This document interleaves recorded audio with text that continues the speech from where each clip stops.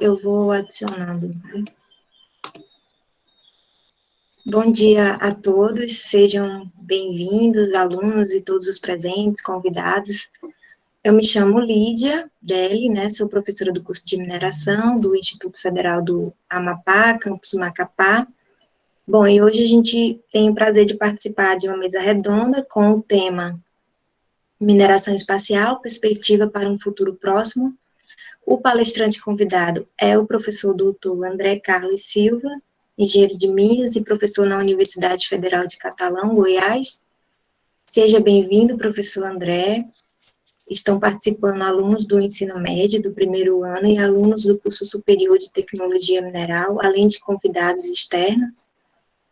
Antes de começar, tem alguns informes que vocês podem colocar as perguntas lá no chat, né, que serão respondidas pelos palestrantes, né, havendo uma interação. E também vai ser disponibilizado no chat um formulário para que seja preenchido e todos irão receber um certificado. Professor André, por favor, fique à vontade. Oi, Lídia, muito obrigado pelo convite. Agradeço, então, a toda a esfera do IFAP pela oportunidade de estar aqui com vocês. Pessoal, um bom dia a todos. Fiquem à vontade para fazer perguntas a hora que quiserem. Isso aqui é um bate-papo, né? Se a gente for nesse formato de aula, bem quadradinha, fica ruim pela internet, né? Não tem interação. Então, estou aqui à disposição.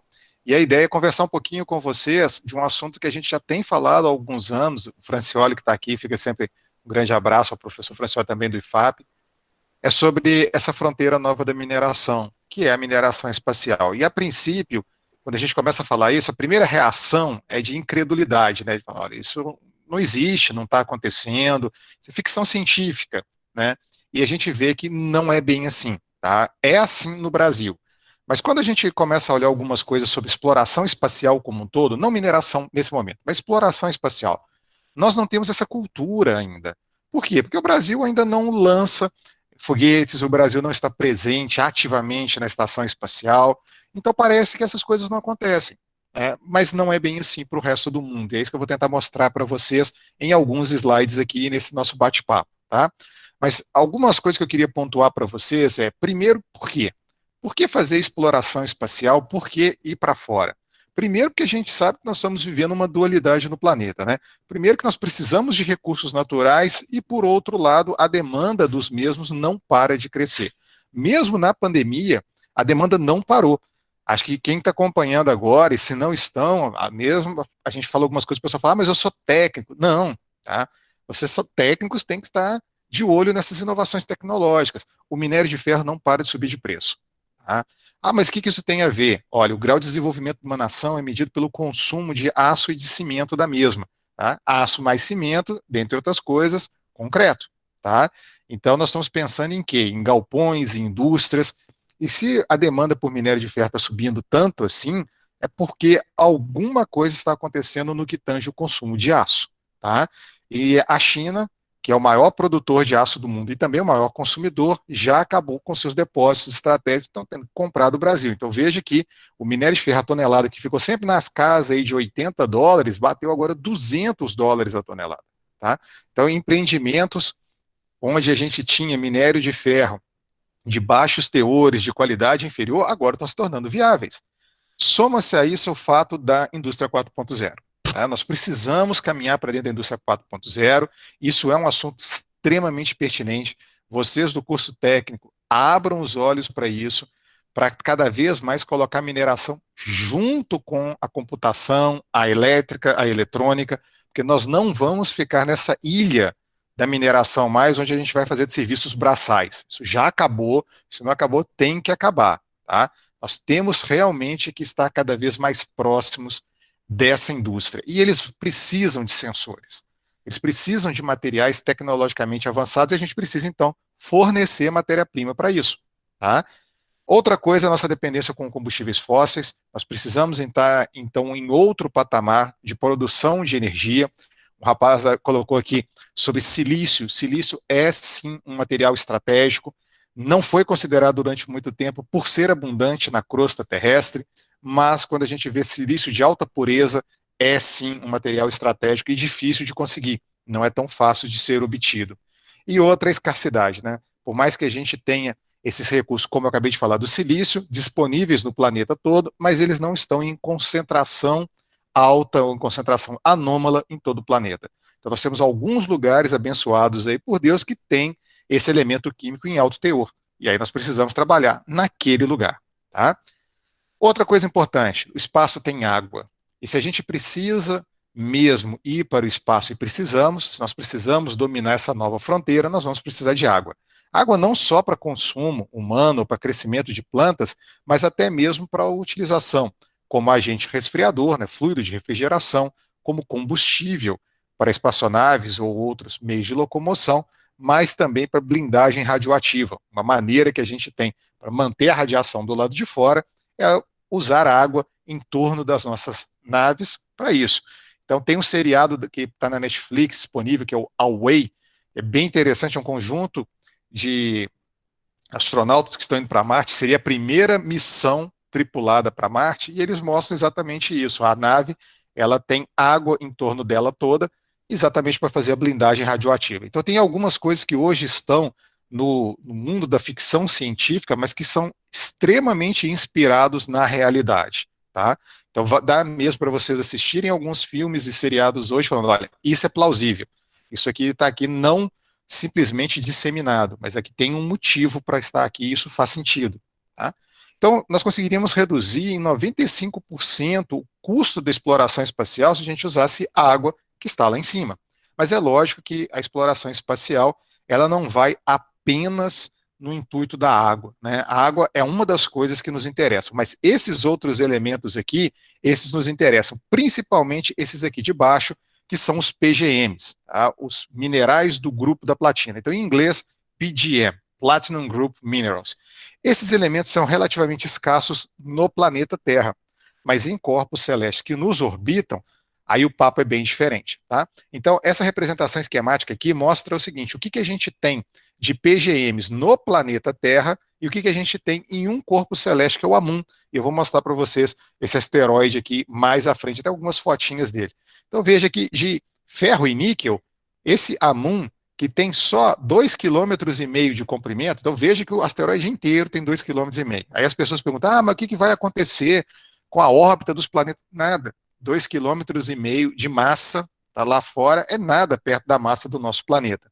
Ele tem 8 bilhões de dólares de valor equivalente a ferro e níquel. Isso sem falar da alta do ferro, tá? Esse valor já aumentou, essa poupança aqui já cresceu. No planeta Terra, nós temos 340 bilhões. Tá? Então vejam o seguinte, é bem mais do que nós temos em ferro e níquel, que é relativamente abundante no nosso planeta. Nós não temos escassez desses dois elementos. Mas quando a gente olha cobalto, e cobalto é interessante porque baterias dessa nova geração de carros elétricos, 1,3 bilhões. Aqui nós temos 6 mil bilhões. Olha a magnitude e a escala de grandeza, né? 6 mil vezes. E quando a gente fala de platina, aqui nós temos 12 bilhões dos PGMs no planeta Terra, enquanto o Amun tem 6 mil bilhões. Então, essa é a diferença. Eu trouxe aqui para vocês terem noção só dos preços desses materiais. Aí vamos focar aqui só em um, que é o mais caro, nesse gráfico, que é o ródio. O ródio fechou 2019, nós ainda não temos os dados consolidados de 2020, a R$106 mil o quilo. Tá? Então veja que isso realmente é um valor considerável. Você ganhar alguma coisa que pesa aí 1 quilograma, que custa 106 mil dólares. E aí eu trago para vocês aqui o ouro. As pessoas sempre perguntam, né? E comparado com o ouro estava 45 mil dólares o quilo no mesmo período de tempo. Tá? Então veja que nós estamos falando de um material que custa quase 2,5 vezes o preço do ouro. Então está todo mundo preocupado aí que ouro é caro, ouro é bonito, né? Nós temos materiais mais caros aí que o ouro. Tá? E eu trouxe aqui uma cotação para vocês de um dia, tá? Um dia aqui de 2020, podia ter atualizado aqui, mas os valores não estão tão diferentes. O ródio tinha batido a casa de 279 mil dólares o quilo, tá? Por isso que eu mantive essa cotação aí. Foi um pico que deu nesse mês de maio de 2020, enquanto que o ouro, em terceiro lugar aqui, a 55 mil dólares o quilo. Tá? Então veja que realmente é bem interessante. Quando a gente compara aqui para outubro, tá? Que foi outro pico, o ródio chegou a 460 mil dólares o quilo. Então veja que nós estamos aqui na pandemia, aí o ródio não para de subir de preço, e o ouro, que também subiu, foi para 61 mil. Então o ouro saiu de 55 e foi para 61, um aumento aí de 11 mil dólares o quilo, ao passo que o ródio quase dobrou de preço. Tá? O que já era caro ficou mais caro ainda. Então aqui só uma brincadeira, eu peguei aqui no nosso eBay, mas podem olhar também no AliExpress, vocês conseguem comprar esferinhas de ródio.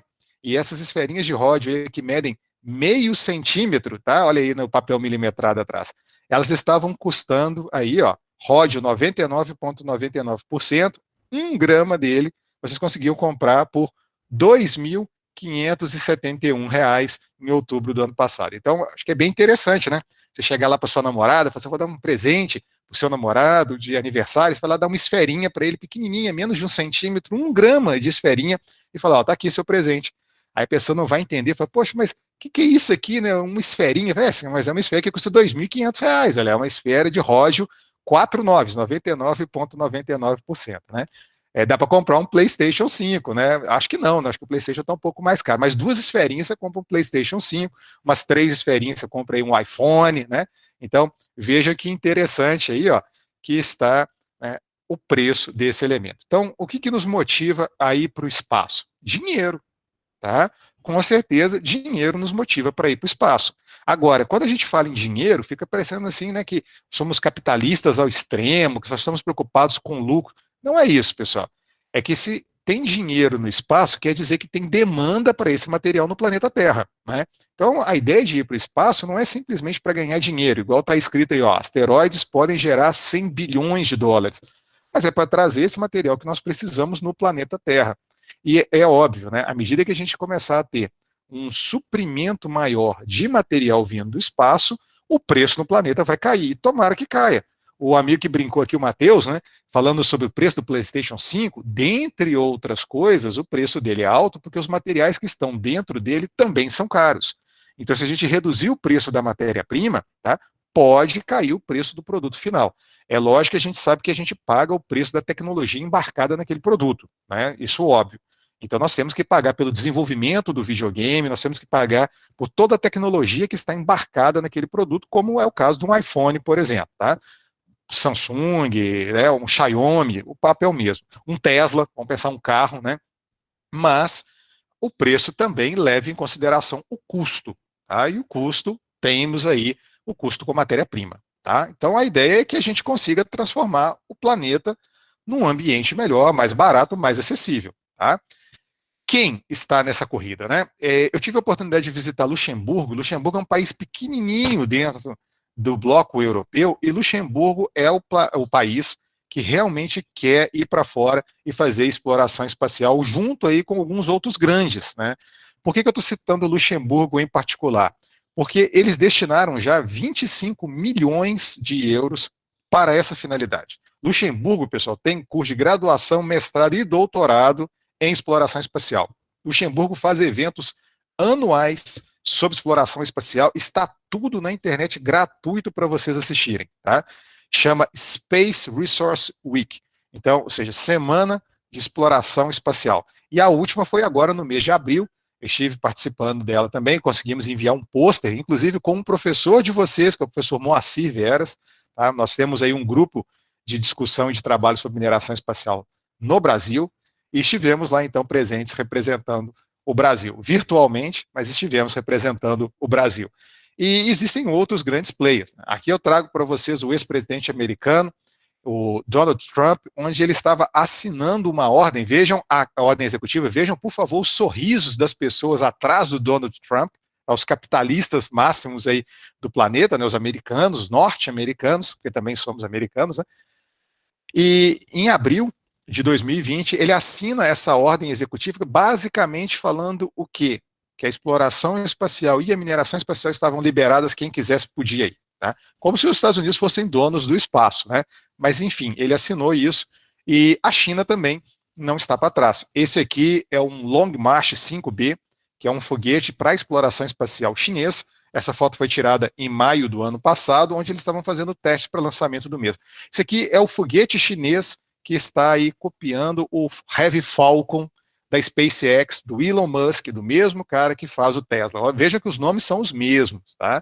Então, veja que existe uma convergência das pessoas trabalhando na mesma linha. E aí eu trago aqui para vocês um pedacinho do filme, do vídeo que foi gravado lá na China, para mostrar para o mundo inteiro que o chinês sabe fazer, né, onde eles lançaram aqui esse foguete. Tá? Então, está muito em voga hoje os heavy, os foguetes pesados. Né? Antigamente a gente entrou na ideia do foguete leve, mas a ideia de um foguete pesado é que ele possa ir para o espaço e voltar sem perda considerável de peças ou de componentes do mesmo. Tá? E isso fica mais barato ao envio dele novamente.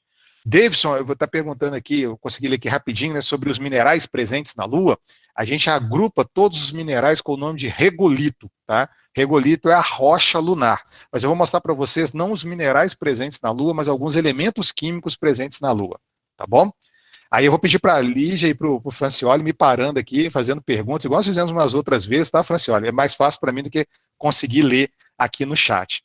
Eu trouxe para vocês aqui também, pessoal, uns recortes do que está acontecendo a nível mundial e principalmente no Brasil, tá? Eu trouxe um pouquinho do mundo, mas vou falar também do Brasil, sobre exploração espacial. Então nós tivemos o 4º Fórum Brasileiro de Exploração Espacial e da Indústria Espacial, aconteceu em outubro do ano passado, também estava presente lá, e foi bem interessante, porque vejam os nomes das pessoas que estão aqui, ó, Luxemburgo. Então, se vocês procurarem na internet, se vocês tiverem interesse, né, em desenvolver alguma coisa com Luxemburgo, esse nomezinho aqui, ó, Matias Link, tá, é um cara muito interessante para vocês mandarem um e-mail para ele, tá? Ah, Matias, eu queria fazer estágio, eu queria estudar aí, o meu inglês é muito bom e tal. Francês, eles também falam francês e alemão, falem com o Matias Link, e eu trouxe aqui para vocês um pouquinho do que eles falaram. Então, o Caio vem falar aqui, ó, de qual que é a visão da iSpace, que é uma empresa americana sobre exploração espacial, e aí ele vai e coloca, obviamente, que o Brasil é papel de líder na exploração lunar, tá? Representando a América Latina. Na sequência, teve um rapaz aqui que falou uma coisa e eu achei muito legal. Porque o Gustavo Roque, que está aqui, é um nosso amigo da Vale, eu gostaria de dizer para vocês uma pequena história. A primeira vez que eu fui falar sobre mineração espacial ao público geral, o Francioli estava lá presente. Nós fomos convidados a estar indo para um evento em Macapá, tá? E foi organizado lá pelo professor Denilson, desculpa, em Marabá, não Macapá, Marabá, e lá eu apresentei sobre mineração espacial e estavam lá uma grande delegação da Vale Minério de Ferro, o pessoal representando o S11D, Carajás e assim por diante. E aí nós começamos uma rodada de discussões e várias pessoas estavam com dúvidas a respeito disso, de mineração espacial. Na sequência, alguns meses depois, temos o Dia do Geólogo, e a Vale me convida para dar uma palestra para todos os geólogos da Vale sobre mineração espacial. Então, estavam lá falando de novo. E nesse momento, a segunda vez que eu estava falando, então, para pessoas da Vale, alguns falaram assim, olha, a Vale não sabia sobre mineração espacial, não estava se envolvendo com nada disso. E aí o Gustavo vira e faz essa frase aqui, ó, essa fala aqui, ó. Nós estamos tentando traduzir para os profissionais da mineração e em relação às nossas estratégias da companhia, como podemos, olha, inserir o assunto da mineração espacial na nossa agenda. Então, é a primeira vez que a Vale fala em público, tá, que a mesma tem interesse em conhecer mais sobre o assunto, em ouvir mais sobre o assunto. Então, os paradigmas estão mudando, e mudaram em menos de 2 anos, tá? Isso dentro da Vale. Trago aqui para vocês alguns recortes, né? Então, eu já tinha falado do Dia do Geólogo, tá ele aqui, ó. Foi então a fala para a Vale, tá aqui a minha palestra às 4 horas da tarde. Esse Vacina Web aqui, ó, foi outro evento que a gente foi falar também sobre mineração espacial, e no Interconnect Mine do ano passado, eu estava aqui, ó, abrindo o Interconnect Mine. Esse ano temos de novo, então para quem quiser participar aí de um evento de mineração com vários palestrantes, tudo online, o Interconnect Mine é semana que vem, tá? Então ainda dá tempo de participar. Mas depois disso ainda tiveram outros momentos aí para apresentar a mineração espacial e para discutir isso. Então, onde, né? As pessoas eu vi colocar aqui no site, no chat, né? Onde que é feito isso? Qual distância? Como é que nós estamos? Então, bem rapidamente, vamos entender o seguinte, ó, existem 3 tipos, no mínimo, de asteroides. Esses 3 tipos se subdividem em outros, e nós temos outros tipos também, tá? Só que aqui são os 3 mais importantes no que tange a abundância dos mesmos. Então, eles podem ser classificados em tipo C, que são os carbonáticos, então C de carbono, S de silício, tá? O que acontece lá fora também acontece aqui no nosso planeta, nós temos silício presente em corpos celestes, alguns deles com alta concentração de silício, e temos o M, que é o tipo metálico. Vejam o seguinte, 75% dos corpos celestes que nos orbitam, dos asteroides, são do tipo C. Tá? O que tem no tipo C? Água. O mais importante no C para a gente é água. Tem outros materiais, outros elementos? Até tem, mas interessa para a gente, nesse caso, água. No tipo S, nós não temos aí algo que chame muita atenção, a não ser alguns elementos do grupo da platina. Mas os metálicos, com certeza, são bem interessantes, né, porque eles são praticamente ferro e níquel puro, com cobalto e elementos do grupo da platina. Então, aqui do lado, nós temos 3 fotos de asteroides, cada um representando uma dessas categorias. Tá? E eu trouxe aqui para vocês também o Eros, o Cleópatra e os geógrafos, que representam também esses 3 grupos de asteroides. Tá? E aí, olha que interessante. Um asteroide, tá? Se ele for rico em PGMs, e eu medi nele 500 metros de extensão, minas com 500 metros são minas de pequeno porte no nosso planeta. Então, veja, 500 metros linear apenas, eles podem conter 1,5% de todos os minerais do grupo da platina que nós temos no planeta Terra. Ou seja, 50% a mais do que todo o planeta em apenas 500 metros. Então, pessoal, quando eu apresentei isso aqui para o pessoal da Vale, uma pessoa levantou a mão e fez uma intervenção brilhante. Ela falou assim, olha, eu acho que nós devíamos cuidar melhor do planeta, fazer melhor mineração aqui, acabar com os impactos ambientais da mineração aqui, antes de ir para o espaço. Eu falei com ela assim, olha, muito interessante sua abordagem. Mas quando nós fomos colonizar a América, nós mandamos, em primeiro lugar, quem? Nós mandamos os bandidos, os presos, os encarcerados. A mesma coisa foi para a Austrália.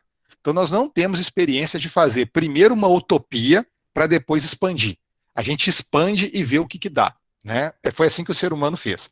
Então, eu quero ver isso na ficção científica. Assistam, então, no Amazon Prime, The Expanse. Tá? The Expanse é um seriado fantástico para vocês verem exatamente o que eu estou falando, porque eles vão falar da expansão do ser humano para Marte e para o cinturão de asteroides, que é onde que a gente está aqui agora. E eles mandam quem para esses lugares? As pessoas que estão disponíveis para ir, quem quer ir. Tá? Então, eles não vão fazer da Terra uma utopia para depois mandar. Continua mostrando uma Terra, inclusive, distópica, cheia de problemas. Tá?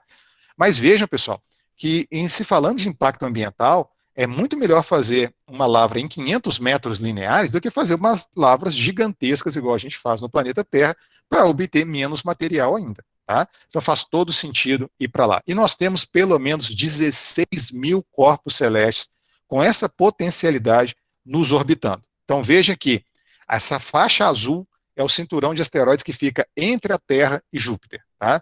Ali nós temos mais de 750 mil asteroides, mas nós não estamos falando desse cinturão. Esse cinturão está longe. Tá?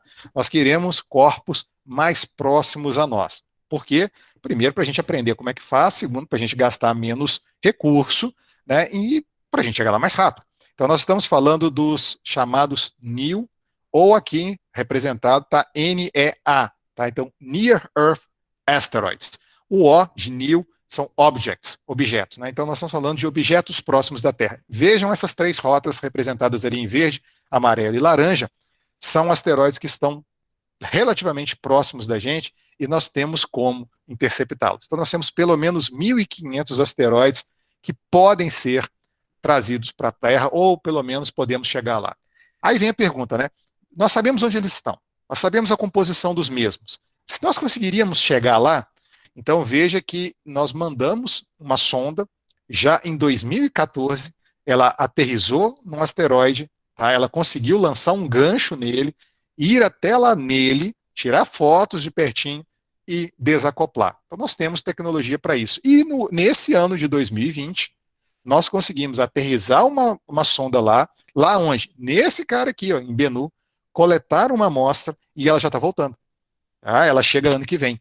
Então, nós vamos ter, no ano que vem, pela primeira vez, material no planeta trazido, antropicamente trazido pelo ser humano, de fora para cá. São 5 gramas de material, e isso é uma sonda. A outra sonda que está trazendo material está trazendo aí cerca de 500 gramas de material, mas isso é uma quantidade enorme de material perto do que é a dificuldade para trazer isso. Então veja que nós já temos imagens de alta resolução de asteroides, que é o caso desse projeto americano, que é o OSIRIS-REx, que eles fizeram um mapeamento, tá, onde a cada 5 centímetros linear desse asteroide tem um pixel colorido nessa imagem. Aqui, cinza e preto, né? Mas teria a opção também de colorir essa imagem. Então, veja que nós temos já uma resolução de 5 centímetros de fotos lá desse corpo celeste. Então, nós sabemos onde eles estão. Aqui é a imagem mostrando, em outubro de 2020, o OSIRIS-REx fazendo aí a aterrissagem do touchdown. Então, ele bateu, coletou a amostra. Nesse impacto que ele dá, ele coleta a amostra. Tá? Aqui está acelerado, foi mais lento do que isso. Mas nós já temos tecnologia para mapear, para analisar a composição, para ir lá, para coletar a amostra e para trazer de volta. Tá? Estamos engatinhando, mas é assim que aprende a andar. Né? E como diria Tony Stark, né, no primeiro filme do Homem de Ferro, quando ele vai conversar com o Jarvis, ele fala com o Jarvis uma coisa muito interessante. Ele vira e fala assim, ó, tem hora que nós precisamos a correr para depois aprendermos a caminhar. Né? Para quem anda de bicicleta ou de moto, sabe que é muito mais difícil andar de bicicleta vagarosamente do que em alta velocidade. Quando você está andando de bicicleta em alta velocidade, ela se torna estável por si só. Mas andar devagarzinho, meticulosamente, é muito mais difícil. Tá? Então tem hora que a gente tem que correr mesmo. Aí a gente corre, sai na frente, e aí nós vamos aprendendo, olha, aqui deu problema, aqui não foi tão legal, ó, aconteceu tal coisa, perdemos uma nave aqui. Então vamos aprendendo com os nossos erros. Tá? Nós não vamos conseguir, pessoal, tornar o planeta Terra uma utopia, um paraíso, para depois irmos para o espaço. Não vai ser assim. Nós vamos para o espaço, enquanto tem problema na Terra, tem Covid, tem vacinação e tal, e estamos no espaço ao mesmo tempo, e é isso aí. Tá? São os desafios diferentes que nos movem. Mas... Professor, o Rafael perguntou, esses elementos no espaço teria alguma diferença do que a gente encontra na Terra? E ele também perguntou se o impacto na hora do pouso parece grande, isso é algum problema sério? Não. O Alessandro até falou aqui corretamente, obrigado pelas perguntas, Lídia. O vídeo está aqui em alta velocidade, tá? O touchdown foi bem lento, mas esses são os vídeos que normalmente eles disponibilizam para a gente na internet e a gente pode utilizar sem pagar nenhum tipo de royalties nem nada do tipo, né? Então são vídeos gratuitos. Então foi bem mais lento do que isso ali, tá? Não precisa se preocupar, não houve impacto nenhum, não houve nenhum tipo de dano para a nossa sonda, para a nossa espaçonave, tá? Você foi tranquilo. Com relação aos elementos, sim, é uma excelente pergunta. Deixa eu contar um caso bem rapidinho para vocês aqui, um caso do Tutankhamon, tá? Então, existia esse faraó Tutankhamon, ele morreu, enterraram ele dentro de uma pirâmide maravilhosa e por lá ficou durante muito tempo. E aí, quando o pessoal foi lá invadir a tumba do Tutankhamon, mexer com quem está quieto, eles resgataram todos os tesouros do falecido. E um dos tesouros que chamou atenção para algumas pessoas, mas não para todas, foi uma adaga que estava lá dentro. Tá? E a adaga do Tutankhamon, ela foi um mistério que foi crescendo de proporção com o passar das décadas, que foi exatamente não entenderem o que uma adaga de ferro estava fazendo na tumba do Tutankhamon. Por que isso? Porque se vocês olharem, as armas que os egípcios usavam, eles usavam o bronze, tá? E eles usavam o araque, que é aquela lâmina curva, tá? Parece um C. E a lâmina curva, ela tem esse formato para picar osso. E ela era de bronze, por quê? Porque era a tecnologia que eles tinham na época. A metalurgia deles estava focada na metalurgia do bronze. Tá? E eles acharam aquela lâmina lá que era muito próxima ao aço. Tá? Tinha nela a composição de ferro e de níquel, e baixo oxigênio, e baixo carbono. E eles ficaram aí impressionados com o seguinte, como que eles fizeram aquela lâmina? Porque não tinham outras lâminas com a mesma composição. E essa dúvida, ela perdurou durante muitas décadas, até que uma pessoa formulou uma hipótese e a gente conseguiu confirmar que a hipótese estava certa. A adaga era alienígena. Tá? E aí, quando a gente fala isso, parece que nós estamos procurando uma maneira de responder uma pergunta fundamental da ciência com uma explicação do paranormal. Né? Falar, então foi Deus que deu a adaga para ele. É uma explicação, tá certo? É uma explicação. Cientificamente ou não, é uma explicação. O que a gente tem que fazer na ciência é exatamente isso, né? Formular uma hipótese e validar a mesma, tá? Então vamos tentar validar essa hipótese. A adaga é alienígena. Nós temos prova que algum ser alienígena veio, fez contato com o Tutankhamon e deu para ele uma adaga? Se vocês forem para a ficção científica, o pessoal fala que as pirâmides do Egito eram locais onde as naves vinham e aterrizavam. Ali, então, eram aeroportos de espaçonaves. Tem até um filme que depois virou seriado com 10 temporadas, que é o Stargate, né? Mas vamos fugir um pouquinho da ficção científica. Deixa ela quietinha de lado, tá? Nós não temos indício ainda de vida inteligente lá fora, tá? Ainda não temos.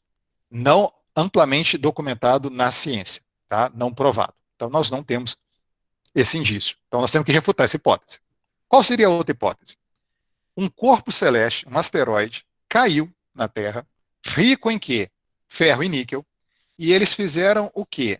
Simplesmente lapidaram o asteroide, trataram termicamente o asteroide, fizeram essa adaga e deram ela para o rei, né? Deram ela aí, então, para o Tutankhamon. Tá? E é isso que aconteceu. Na hora que foram fazer análises nela de ICP, de fluorescência de raio-x, conseguiram ver que aquela liga da adaga não pode ser sintetizada no planeta Terra numa atmosfera oxidante como a nossa.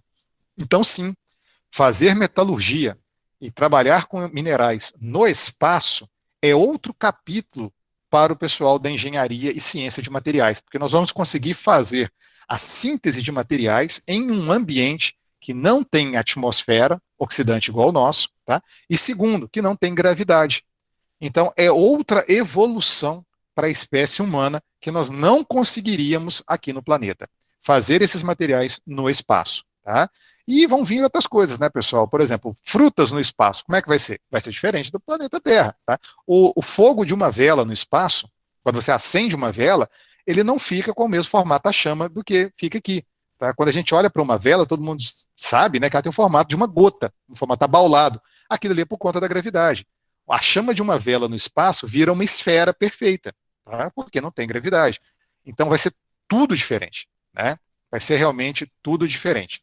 E vale muito a pena esse desmembramento da nossa engenharia, da nossa ciência, levando aí esses conceitos que a gente tem no planeta para o espaço, tá bom? Espero ter respondido a pergunta. Se não, tá? Pode perguntar de novo, pode complementar, que a gente continua. Tem mais alguma, Lígia? Aí tem a Audiane, ela fez uma pergunta assim, quais as consequências que a mineração espacial pode causar ao nosso sistema solar e também não, pera. Tem um aqui sobre o Sérgio Portilho, ele perguntou se já existe alguma lei sobre a exploração espacial. Tá, deixa eu começar de trás para frente. Existia uma lei que foi conversada e assinada pela OTAN, depois foi levada para a ONU, que dizia basicamente o seguinte, que o espaço pertence a todos. Mais ou menos o que acontece com as águas internacionais dos oceanos. Tá? Só que aí os Estados Unidos viram e assinam essa lei falando, quem quiser ir pode ir. Porque, na verdade, essa lei da ONU, essa é uma área cinza, tá? Inclusive, tem pessoas em Luxemburgo que estão agora se dedicando ao difícil tarefa, né, ao árduo serviço de escrever leis para a exploração espacial. Nós vamos ter agora advogados espaciais. Mas a questão é, se ninguém chegou lá, então pertence a todo mundo. Se alguém chegou lá, então pertence àquela pessoa. Então, eu sei que é uma visão assim muito ruim, mas é basicamente o que a Europa fez quando ela saiu para colonizar, entre aspas, o resto do mundo. Tá? Quem chegar lá leva. Então, não existe hoje uma legislação que fala assim, olha, é assim ou é assada, assinada ou signatária pela maioria dos países. Tá? Como os países estão avançando, alguns em iniciativa própria, outros em comum acordo, nós temos que esperar para ver o que vai acontecer. Mas não se iludam, quem chegar num asteroide primeiro e sentar a bandeirinha dele lá, vai falar que é dele, que tem direitos à exploração prioritária e vai levar. Tá? É isso que estaria acontecendo hoje. No que tange ao sistema solar, o impacto da movimentação dessas massas é desprezível no que tange às massas já existentes. Então, nós não teremos nenhum problema de deslocamento de órbitas, nem nada do tipo. Tem até uma brincadeira que a gente costuma fazer, é o seguinte, existem modelos que já mostram claramente que a luz está se distanciando, né? Então, quando a gente volta e simula o céu há 20 mil anos atrás, 100 mil anos atrás, a luz estava cada vez mais perto da gente. Então, qual que é a maneira da gente manter a Lua onde que ela está? Tá? Manter a Lua onde que ela está quer dizer que eu tenho que dar uma movidinha na Lua, eu tenho que mudar um pouquinho a órbita da Lua. Aumentar a massa da Lua resolveria. Se a gente aumentar um pouquinho a massa da Lua, um pouquinho quer dizer assim, muitas toneladas, tá? ela poderia parar esse movimento de estar indo embora, porque massa atrai massa na razão inversa da distância que as separam, né? Ao quadrado, tá? Então, a razão inversa ao quadrado das distâncias que as separam. Então, se a gente conseguir fazer mesmo a Lua uma base, tá? E trazermos corpos celestes para a Lua, porque a Lua é o escudo da Terra. Então, essas crateras que vocês veem aí na Lua, não é pobre coitada da Lua. Se não tivesse essas crateras na Lua, as crateras estariam aqui no planeta Terra. Então, a Lua é o nosso escudo, tá? Se a gente conseguir, então, que esses asteroides colidam contra a Lua, ela está fazendo o papel dela, que é ser o nosso escudo, ela está ganhando massa, então ela vai ficar onde que ela está, ela vai ficar feliz ganhando massa, ela vai ficar mais redondinha, mais gordinha, mais bonitinha, e a gente consegue pegar os elementos que nos interessam lá na Lua. Então tem uma série de vantagens. Alguém colocou aqui, ó, o Matheus sobre o Hélio 3, eu vou chegar lá, Matheus. Hélio 3 é importante para a gente falar, tá? Lídia, tem mais alguma pergunta ou eu posso adiantar, continuar aqui? Tem uma pergunta do João Paulo, né, que como seria a organização e segurança durante essa extração do minério no asteroide, como transportaria de volta? Se você for falar mais à frente, você pode. Vou falar sim, eu vou mostrar inclusive alguns vídeos conceituais, tá? Agora, vamos lá, vamos por partes.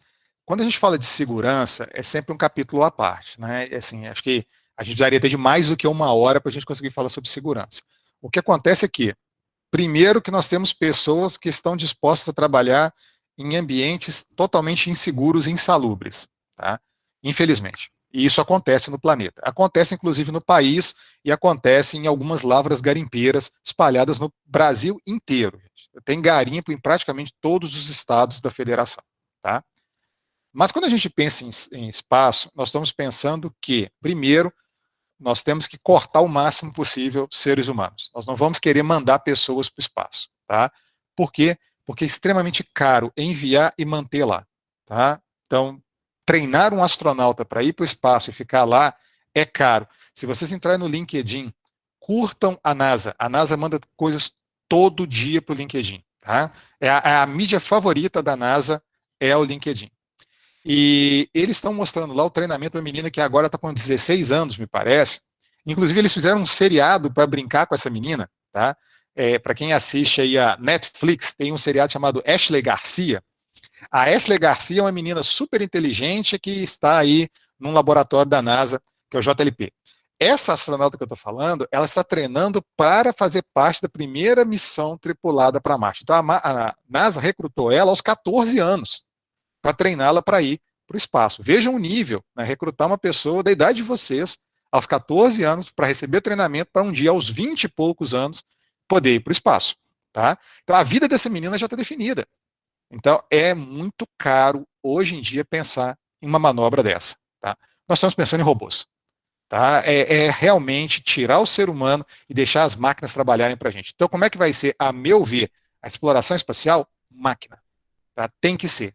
Tá bom? E eu vou mostrar para vocês alguns indícios que apontam para esse caminho. Já é? Mais alguma pergunta, Lígia? Tem uma do Ícaro. Ele pergunta se existe alguma tecnologia que possa atrair os pequenos corpos espaciais, já que muitos deles são abundantes em metais. Espera aí que saiu. Ao invés de sair da órbita do nosso planeta para minerar. Olha, se a gente conseguisse inventar, né, um raio trator, igual a gente vê, quem inventou a ideia do raio trator foi o pessoal do Star Trek, né? E é muito interessante porque você conseguiria atrair um outro corpo, atrair uma outra massa wireless, né, sem contato. Né? Seria muito interessante. Nós não temos ainda uma maneira de atrair isso. Por quê? Porque nós conhecemos quais são as forças fortes e as forças fracas da física. Quais são as forças fortes? Nós temos aí, então, a atração magnética. Então, se o corpo celeste fosse carregado, por exemplo, de magnetismo, se ele tivesse carga magnética ou eu pudesse induzir um magnetismo nele, eu poderia colocar um superímã do meu lado e ele vem para mim. Tá? Outra coisa seria a atração eletrostática. Infelizmente, nós não conseguimos formular nenhuma dessas duas ainda para formar aí um raio trator, para torná-lo um raio trator. Mas eu vou mostrar para vocês algumas soluções inteligentes para ir até lá, pegar esse asteroide, desviar a rota dele e trazê-lo até nós. Tá? Isso eu vou mostrar. Mas, do ponto de vista de raio, não, nós não conseguimos ainda uma força que faça isso. Nós vamos ter que fazer o que a gente faz no planeta, é dar uma empurradinha nele, tá? Ou transportá-lo. Eu vou mostrar para vocês daqui a pouquinho. beleza? Mais alguma, Lídia? Tudo bem, pode dar continuidade. Tá. Alguém falou aqui alguma coisa sobre, assim, inteligência, tá? Deixa eu falar uma coisa para vocês aqui bem rapidinho sobre isso. Primeiro, que o Einstein falou uma coisa que eu acho fenomenal. Perguntaram para ele, né, o que fazia ele ser tão inteligente daquele jeito. Aí ele falou assim, ó, ciência, tá, é 5% inspiração e 95% transpiração, tá? E aí eu vou trazer uma outra pessoa aqui que eu acho fantástica para a gente se espelhar, tá? Silvio Santos. Por que eu gosto do Silvio Santos? Porque ele é um cara que veio do nada e se tornou milionário. Tá? O Silvio Santos mudou a história do nosso país. Tá? Alinhamentos políticos deixados de lado, eu não vou discutir aí a questão da pessoa, mas sim o self-made man, a pessoa que se fez, igual o Elon Musk que se fez nos Estados Unidos. Né? Ele veio do nada e se tornou um milionário, um multimilionário. O Silvio Santos também foi nessa linha. O que o Silvio Santos fez, gente? Eu vi uma reportagem dele, uma palestra dele, onde ele falou o seguinte: eu quase não inventei nada na minha vida. Eu não peguei e concebi nada do zero. Mas o que eu fiz? Eu viajei para outros países, tipicamente ele foi para o México, onde ele viu uma relação muito boa na cultura e no povo mexicano e no brasileiro, e ele falou: olha, o que dá certo aqui no México tem chance de cair nas graças do povo brasileiro. Vai dar certo lá. E ele começou a copiar. O Silvio Santos é um cara fantástico em analogia. Ele vê uma coisa e ele fala: se eu fizer essas alterações aqui, isso vai dar certo no Brasil. E aí ele trouxe para a gente o quê? A Porta da Esperança. Ele trouxe para a gente aquela roda-roda Jequiti. Ele trouxe o carnê do. Como é que era o nome lá do carnê dele, gente? Puxa, agora Baú da Carnê do baú. Felicidade. Né? Como é que era o Carnê do carnê do baú. baú? O carnê da Esperança, né?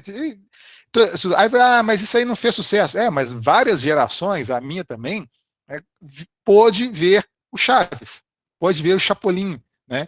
E acredito que todos vocês, mesmo sendo de geração diferente da minha, tiveram algum dia contato com Chaves, Chapolin ou Pica-Pau. E isso tipicamente é do SBT, né? Então, vejam o seguinte, é muito importante, tá? Muito importante, que vocês tenham os olhos abertos para fazer analogias. Por quê?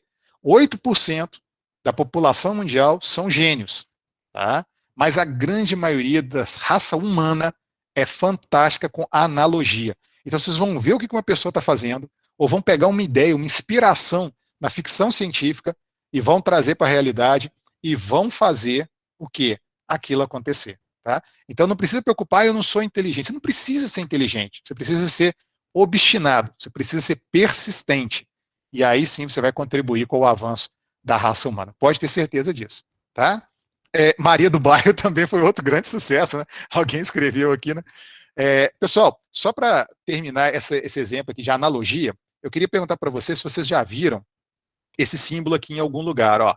Eu não sou muito bom de desenho, não, mas esse símbolo aqui, ele é bem legal e bem importante para a gente. Ficou mal desenhado, tá? Mas ele é quase que um triângulo, e aí ele tem uma elipse atrás. Você já viu esse símbolo em algum lugar? Esse símbolo é do Star Trek, e ele representa a Federação Interplanetária. É uma aliança, então, de planetas que pertencem aqui a esse conjunto. E aí, o Star Trek tinha uma coisa muito interessante, que eles tinham aqui, ó, um broche, tá? Igual onde que fica esses símbolos da sua camisa, onde ele apertava esse broche e eles falavam um com o outro. Isso em 1960, na década de 60, nos Estados Unidos. Então, o nosso capitão naquela época, né, que era o James Tiberius Kirk, o capitão Kirk, ele apertava, estando num planeta, ele apertava o broche dele, nesse formato ali, e falava assim: Kirk para Enterprise. Né? Aí falava assim: senhor Scott, 3 para subir. Aí ele apertava um botão e 3 pessoas já estavam automaticamente dentro da espaçonave. Mas eles inventaram, então, a ideia de um dispositivo de comunicação pessoal, móvel, interplanetário. Isso é pesado, né, gente? Então vamos lá. Ó. Eles conseguiam conversar ponto a ponto, ou seja, entre 2 pessoas, se fosse o caso, sem fio, tá? Então, na época o telefone tinha fio, sem fio, e móvel. Ou seja, a pessoa pode estar andando de um lado para o outro e ela consegue ainda manter comunicação. E aí algumas pessoas começaram a pensar aqui, assim, olha, se a gente inventar isso aí, a gente revoluciona o mundo e nós vamos ganhar muito dinheiro. Aí uma equipe, tá, na Europa, começou a pesquisar e falou, olha, eu vou inventar uma coisa chamada telefone celular.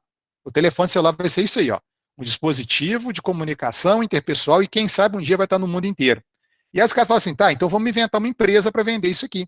Como é que vai ser o logo da nossa empresa? O cara fala assim, vamos fazer o seguinte, ó, vamos pegar então esse logo dos caras, que ele é bonitinho, e vamos fazer ele bem parecido, assim, mas vamos dobrar ele, que ele fica parecendo um M, alguma coisa, vamos colocar os dois um do lado do outro, e a gente faz a Nokia. Tá? Aí a gente faz também a Motorola. Quem que tem um símbolo bonitinho assim? Tá? A Motorola. O símbolo da Motorola nada mais é do que, a Hello Moto, aí a Joane colocou ali, do que o símbolo da Federação dos Planetas, onde eles tiraram a elipse e duplicaram o símbolo, tá? Um do lado do outro. Tá bom? A Motorola foi precursora, junto com a Nokia, em alguns assuntos, a estar desenvolvendo esse dispositivo interplanetário aí de comunicação pessoal móvel. Vejam, o pessoal da Motorola inventou o celular? Sim, porque antes era ficção científica. Tá? Mas quem teve a ideia foi Gene Roddenberry. Ele teve essa ideia. Tá? E ele inventou o logo da Motorola, sem querer. Né? Mas é isso aí, pessoal. A nossa ciência ela é incremental. Isso quer dizer o quê? Eu gostaria muito de conseguir contribuir de alguma forma para o conhecimento dos senhores. Dali para frente, outras pessoas vão contribuir. E vocês vão se tornando cada vez pessoas melhores e a raça humana vai crescendo dessa forma. Então, nós temos a obrigação de fazer a geração de vocês ser melhor do que a nossa geração e temos a obrigação de ser melhores do que as gerações passadas. Isso quer dizer que estamos num caminho evolutivo de crescimento. Tá? Então, sim, a ciência é incremental. Vocês serão, por definição, melhores que a gente. Vocês já têm uma biblioteca gigantesca e vasta na palma da mão chamada Google. Nós não tínhamos, né? Eu, Francioli, a gente ia fazer prova, tinha que ir na biblioteca pegar livro. O que a gente conseguia estudar é o que a gente conseguia botar à mão. Hoje vocês conseguem estudar qualquer coisa. Né? Alguém te pergunta, o que é tal coisa? Não sei, mas o Google sabe. Né? Então veja que vocês têm acesso hoje a praticamente toda informação que a raça humana tem acesso, vocês têm acesso. Tá certo? Aí, ó, o Vitor colocou uma das citações que eu acho mais bonitas aqui, da ciência, que é do Sir Isaac Newton, que ele fala, se eu enxerguei mais longe que eu estava apoiado nos ombros de gigantes. Né? Isso aqui, Vitor, não sei se você sabe, assim, é uma revolução a gente ouvir isso, porque o Newton não era, nem de longe, humilde.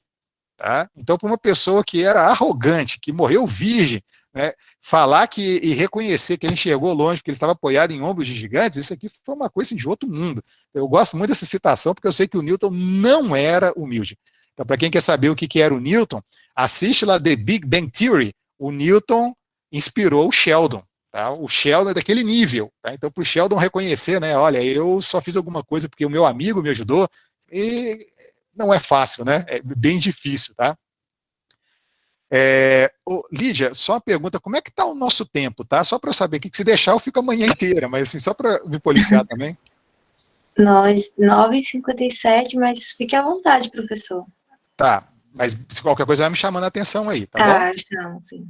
Bom, o que é o hélio 3 que o colega aqui comentou, tá? Eu posso até mostrar para vocês depois algumas reações, mas o hélio 3 é um isótopo, então, de hélio, e ele me permite fazer o quê? Gerar energia de maneira limpa, tá?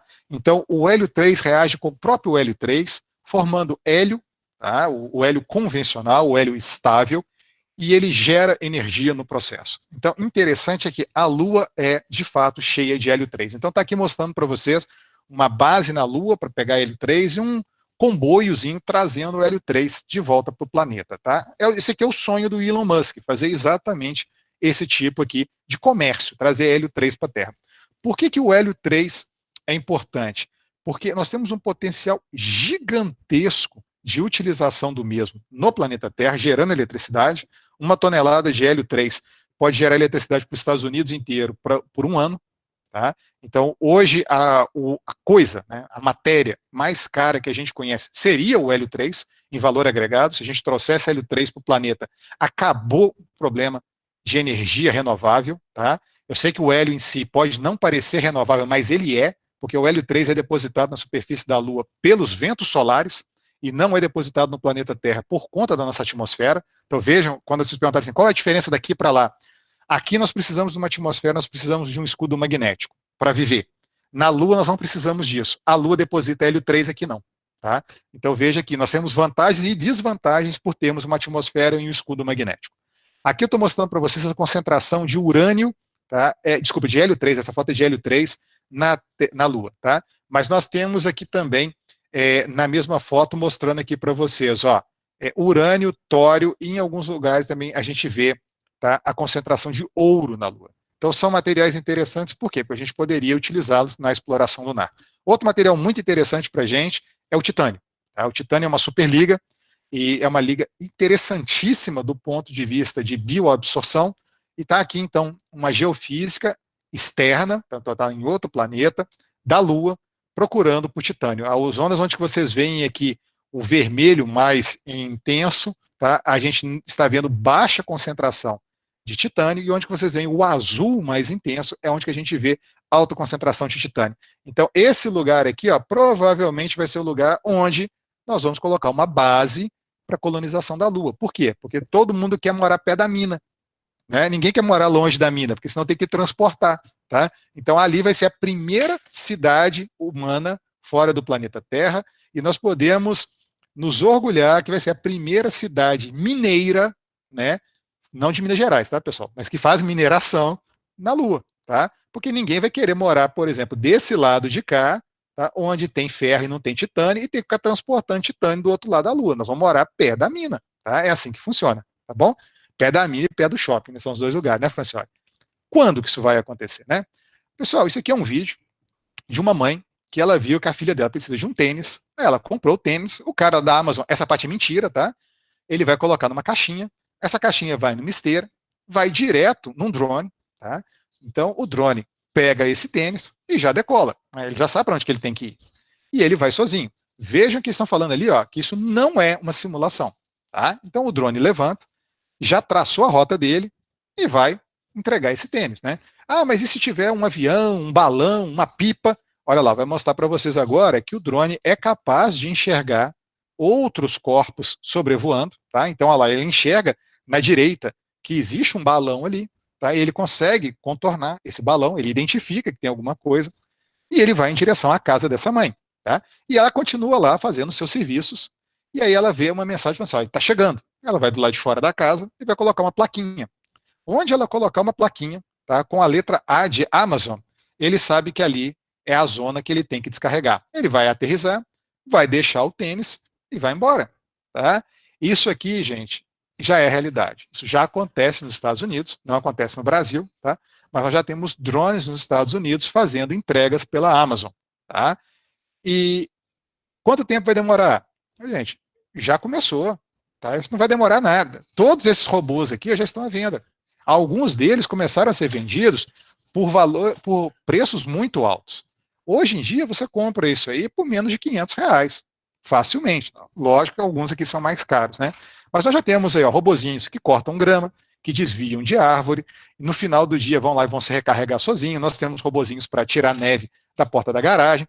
Pensa que vocês são idosos, tá? Pensa que vocês não têm condição mais de ficar rastelando neve de manhã cedo.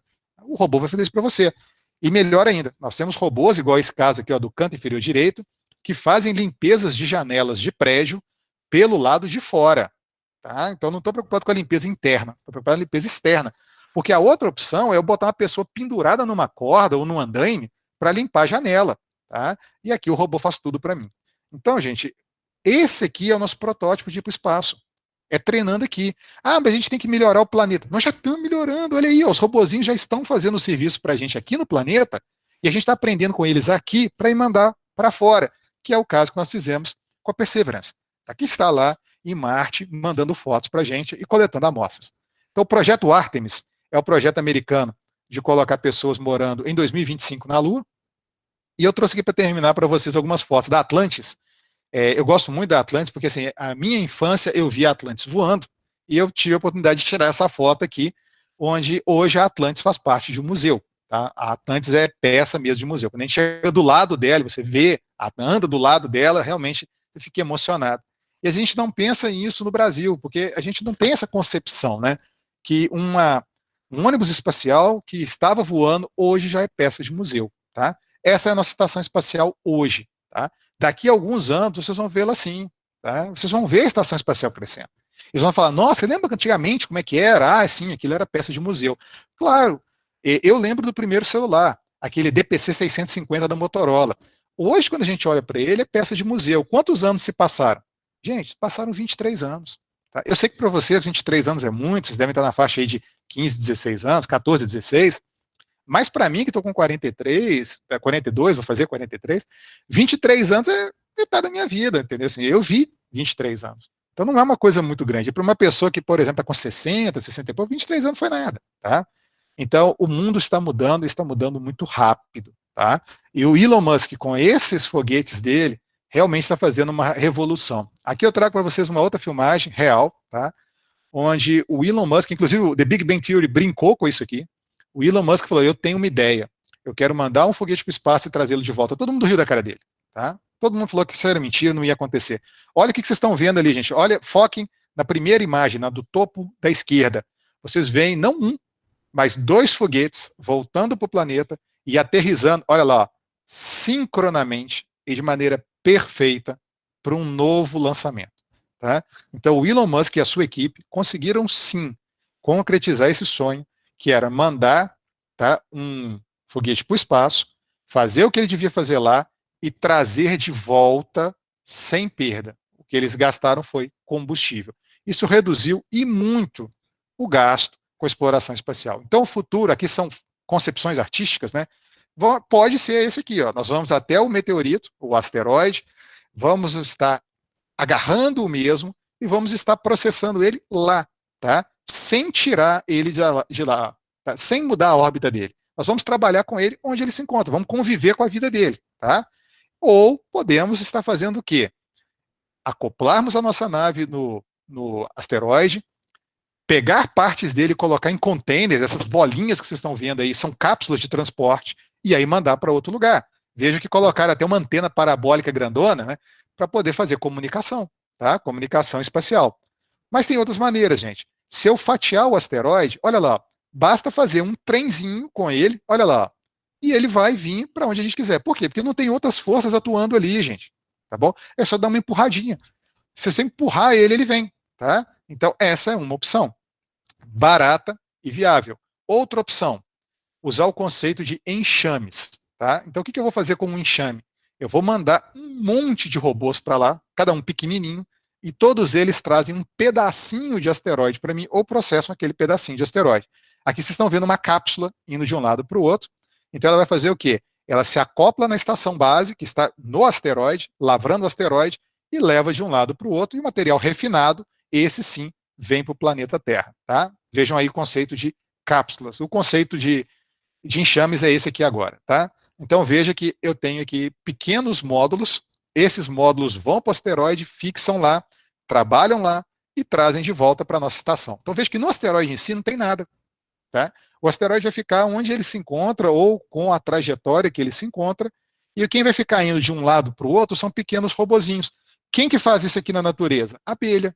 Tá? Então, por que eu falei com você que é importante que você conheça analogias? Porque o pessoal se inspirou nisso aqui, no quê? Eu vou botar uma colmeia do lado de fora e eu solto as minhas abelhas, elas vão lá polimerizar quantos corpos celestes elas conseguirem e trazerem para mim só o melhor. Já traz o néctar pronto para mim para eu produzir mel. Então é isso que vocês estão vendo aqui, ó, os robozinhos trazendo pequenos bloquinhos para serem processados na colmeia. Tá? E, inexoravelmente, gente, a gente constrói submarino na água, a gente constrói navio na água. Nós vamos ter que construir estações espaciais no espaço. Tá? Outra diferença que me perguntaram, né? Por que não fazer uma nave espacial no planeta? Porque aí eu tenho que tirá-la do planeta, né? Então eu vou fazer uma nave espacial no espaço, porque aí eu não preciso gastar energia tirando ela do planeta. Tá? Alguém colocou aqui que é fã do Star Trek, eu também gosto muito. E quando vocês olham, por exemplo, a Enterprise, né, ela foi feita no espaço, ou seja, em 1960, Gene Roddenberry já tinha falado, nave espacial a gente faz no espaço. Para quê? Para não ter que botar um motor nela para tirá-la do campo gravitacional do planeta. Tá bom? Então, esse é o conceito aí da DSI. DSI é Deep Space Industries, é fazer mesmo estações espaciais no espaço usando os próprios elementos que eu vou recuperar dos meteoritos. Ô, gente, quando vocês forem assim aos Estados Unidos, é bem bacana que vocês vão pegar uma avenida grandona, tá? Quando vocês estão chegando lá no Cabo Canaveral, e vocês veem assim, de um lado a DSI, essa empresa. Do outro lado, vocês veem a Falcon. tá? Ou seja, a empresa do Elon Musk. E no final está a NASA. Então, elas todas estão no mesmo espaço físico, gente. Elas trabalham junto. Tá? A gente às vezes acha que não, mas elas estão realmente juntas. Desafios nós temos vários, tá bom? Eu sei que assim, tem perguntas, vou parar aqui, mas tem vários desafios, e eu termino a minha apresentação exatamente com esse slide mostrando para vocês desafios. Nós temos desafios de treinamento de pessoas, nós temos desafios de materiais, nós temos desafios de comida, nós temos desafios de tecnologia, de comunicações, nós temos desafios de fazer esse robô, de programar esse robô, etc. Mas o que nos move, se não desafios, né? Então, os desafios estão postos e estamos aí para solucioná-los e precisamos que vocês, né, se debrucem sobre os estudos desses desafios e nos ajudem a resolver os mesmos, né? Mas, creio eu, teremos vaga, teremos emprego, teremos oportunidade para trabalhar na nossa geração, acho que vocês vão ver isso, com desafios aí de material espacial, tá? Quem sabe a gente não vai conseguir aí daqui a uns 30 anos começar a trabalhar nos nossos laboratórios com amostras vindo do espaço, né? Mas eu gostaria de terminar, além de agradecer aí pelo convite para falar com vocês e me colocando à disposição para responder perguntas, caso existam, que existe um elemento da tabela periódica que nós, da mineração, temos dificuldade em fornecer, tá? Porque o nosso papel como minerador é entregar para a sociedade os elementos químicos que elas precisam, né, que ela necessita para sobreviver. E a gente consegue entregar uma boa parte, mas um elemento é complicado, que é o irídio. O irídio é o único elemento que ele é extraterrestre. A gente não consegue entender como que o irídio surgiu no planeta, a não ser por uma teoria. Todo o irídio presente no planeta Terra veio de colisão de corpos celestes com o nosso planeta.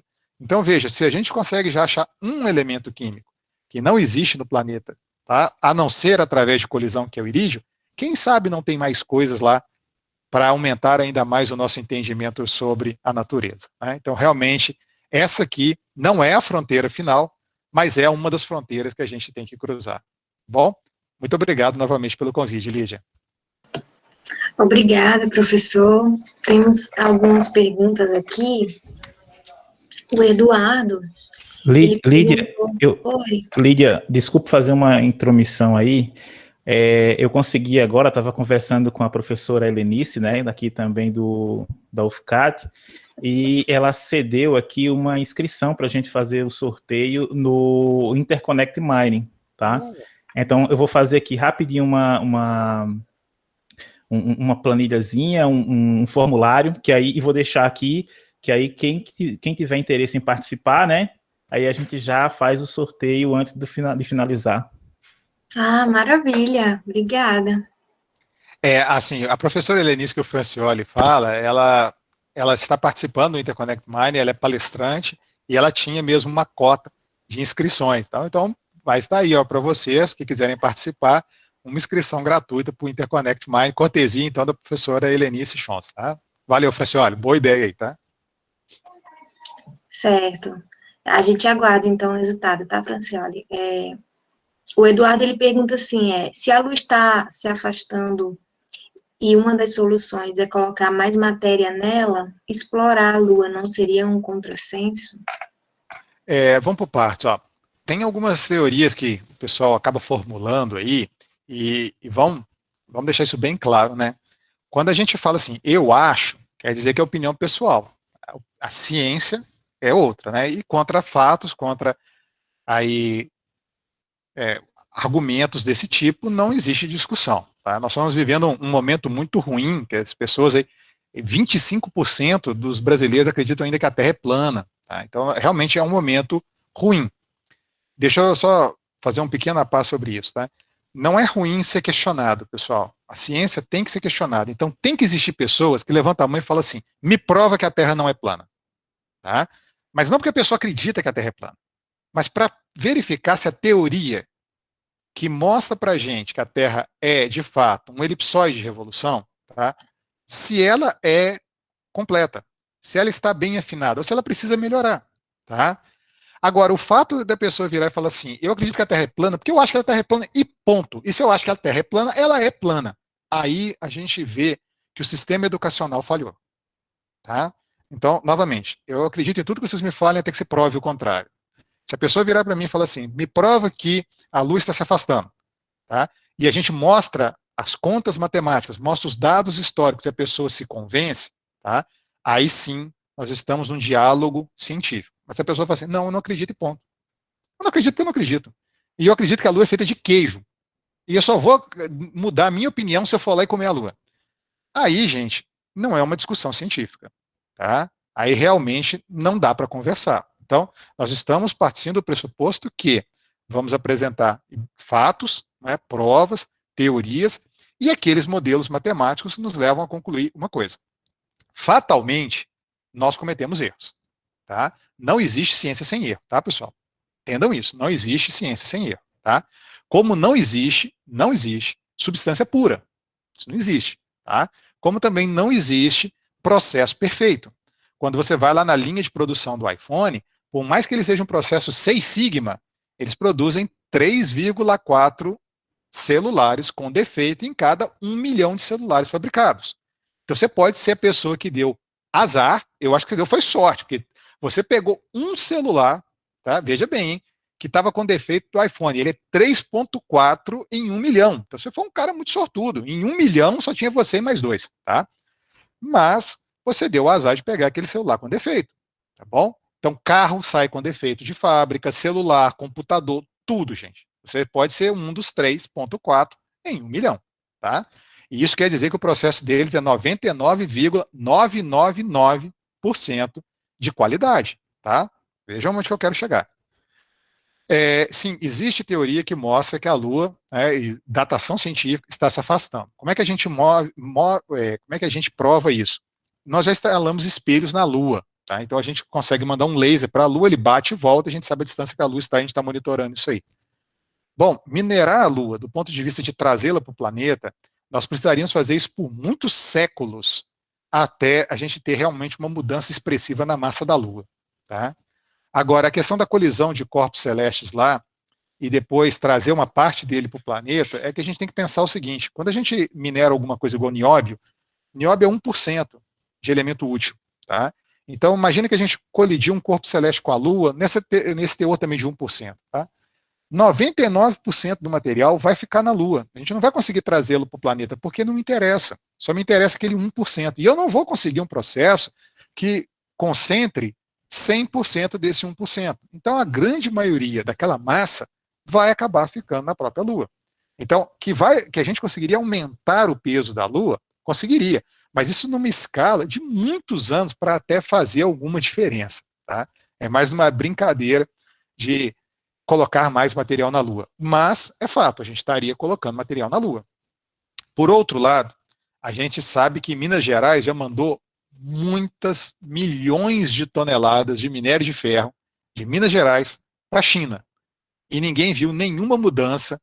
Tinha umas pessoas há 20 anos atrás, quando eu era estudante ainda, que falavam assim, um dia o planeta vai girar no seu próprio eixo, porque ele está ficando leve em Minas Gerais e está ficando pesado na China. Aí o planeta vai girar. Eu acho que vocês não viram ainda, salvo algumas últimas declarações polêmicas de pessoas falando de urso polar, nos trópicos e coisas do tipo, eu acho que vocês nunca viram falar que nós estamos com neve no Amapá ou coisa do tipo, né? Então a gente sabe que o planeta continua ainda com os seus polos na mesma posição, polos geográficos, tá? Polo magnético a gente sabe que no futuro eles vão inverter, mas polo geográfico continua na mesma posição e o alinhamento do planeta no que tange a sua órbita continua da mesma forma, tá? Então não, a quantidade de massa movimentada é muito pequena para fazer expressivamente alguma diferença, tá bom? Certo. O Sérgio falou assim, perguntou, o Brasil tem algum programa de incentivo de exploração espacial ou ainda está iniciando nessa temática? Olha, infelizmente eu tenho que falar como funcionário público federal que sim, que nós temos. Nós temos a Agência Espacial Brasileira, tá? AEB. Tá, mas a turma da Agência Espacial Brasileira, eles não têm colaborado com as universidades e institutos federais no que tange a mineração espacial.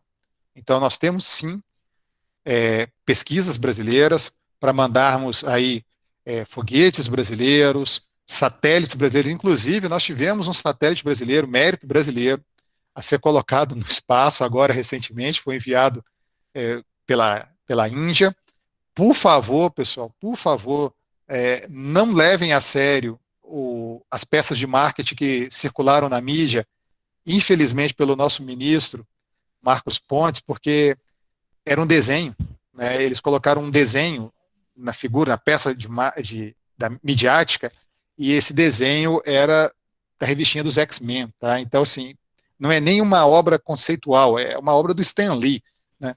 Mas, enfim, tá na internet as fotos para vocês verem, a sonda é um caixote, tá?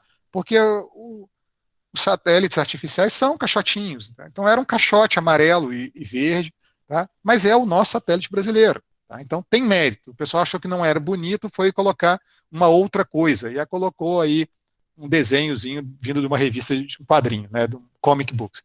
Então, enfim, não levem a sério aquele desenho que está na peça promocional, mas sim, nós temos pesquisas nessa linha. Mas, infelizmente, nós estamos engatinhando, tá? O que acontece aqui, pessoal, é a seguinte coisa. Nós temos pouco dinheiro. Nós somos um país de terceiro mundo. Nós precisamos ainda resolver uma série de coisas. Vejam que nós não temos ainda água, esgoto, luz para todos, tá? Infelizmente. E nós estamos num quadro grave, afetado pela pandemia, tá? Então, soma-se a isso. Agora, o que acontece? O país que quer sair desse tipo de quadro e enxerga uma luz no fim do túnel, eles mostram que só se faz isso através da inovação. Só se faz isso através do quê? De colocar alguma coisa no mercado que os outros ainda não têm. Se a gente fizer isso, se a gente tiver esse diferencial, a gente começa a vender. E se a gente vender, a gente está trazendo dinheiro para o país. E é o chamado dinheiro novo. O que é o dinheiro novo? Não é o nosso dinheiro que está trocando de mão. É dinheiro vindo de fora para cá. É riqueza vindo de fora. Tá? Então, é lógico que a mineração faz isso. A gente vende as nossas commodities e traz dinheiro novo. Só que se a gente conseguir pegar esse material, essa matéria-prima, e transformar num produto acabado, num produto com tecnologia embarcada, a gente consegue vender mais caro. É o caso, por exemplo, da Apple, que está na Bolsa de Valores, e a Apple sozinha, só ela, nos Estados Unidos, tá, vale todas as empresas brasileiras juntas. Vocês entenderam isso, gente? Uma empresa que vende telefone celular, na Bolsa de Valores, ela vale tudo o que o Brasil produz. Então, é esse tipo de paradigma que a gente tem que se ater e se atentar. Que a empresa que vai trazer recurso para o Brasil e tirar a gente do buraco não é uma empresa que só vende minério. Essa vai ajudar, tá? Mas a que vai tirar a gente do buraco, por exemplo, seria uma empresa que vende novos computadores quânticos. Porque o computador quântico vai ser aquele que vai emplacar. Ah, mas nós não temos tecnologia para fazer computador quântico. Então vamos vender software. Vamos começar a botar o Brasil igual a Índia, vendendo software. Ah, mas não queremos vender software. Ah, cara, então você não quer ganhar dinheiro. Tá? Porque o negócio é esse. Hoje o que dá dinheiro é o quê? É aplicativos, é software, é a geração de vocês. Tá? O Brasil tinha um potencial enorme para fazer, sabe o quê? Jogo. Se a gente começa, o Francioli, por exemplo, é um grande mestre de RPG. Se a gente começa a fazer jogos, tá? Jogos de plataformas digitais, a gente ganha dinheiro. Sabe por quê? Não tem frete, não tem manufatura. Você faz uma cópia e vende quantos milhões você quiser. Tá? Mas, de novo, a gente tem que entrar em áreas, em nichos que estão aquecidos no mercado. Tá? E normalmente o que a gente vê é assim, o mundo está indo nessa linha, o Brasil vai na perpendicular. Tá? O mundo está indo na linha da sustentabilidade. O mundo inteiro está comprando carro elétrico, o Brasil está comprando carro que é a gasolina. Tá? No ano passado, os Estados Unidos comercializou quase 400 mil unidades de carro elétrico. O Brasil comprou, né, foi vendido no Brasil 800 unidades. Os Estados Unidos, 400 mil. Brasil, 800 unidades. Tá? Então, de novo, a gente tem que começar a olhar, veja bem, hein, onde nós podemos nos inserir e colocar nossa bandeira lá, falar, isso aqui o Brasil sabe fazer como ninguém. Então, a gente dita preço. Tá? Falando, o Brasil faz jogo ruim. Faz jogo ruim porque não quer fazer, porque as pessoas que, por exemplo, poderiam fazer jogo bom, às vezes não conseguem nem recurso financeiro para apoiar a ideia, né, para bancar e o cara fazer jogo bom, tá? Mas eu acredito muito no potencial brasileiro para software, tá? Eu acho que sim. Gente, são poucos os povos que gostam mais de futebol do que nós, tá? Nós deveríamos ser o país que faz todos os jogos de futebol do mundo. Por quê? A gente pega um joguinho desse videogame de futebol, não tem graça nenhuma, não tem ninguém gritando, não tem ola, não tem torcida. Já pensou se o brasileiro fizesse um jogo de futebol, como é que ia ser? A gritaria que ia ser dentro do estádio? Tá? Isso é o lado brasileiro, entendeu? E ia ganhar o mundo, com certeza. Tá? Nós somos muito criativos. Espero ter respondido a pergunta, tá? Sim, e esse incentivo, ele acaba começando na própria escola, né? Na sala de aula, nos laboratórios. André, diga, se me permite aí, para falar em jogos, nós temos um centro de desenvolvimento de jogos relativamente interessante aqui no Brasil, e exemplo disso, nós tivemos agora uma série de financiamentos coletivos de jogos, alguns deles chegaram a mais de 15 milhões de reais arrecadados.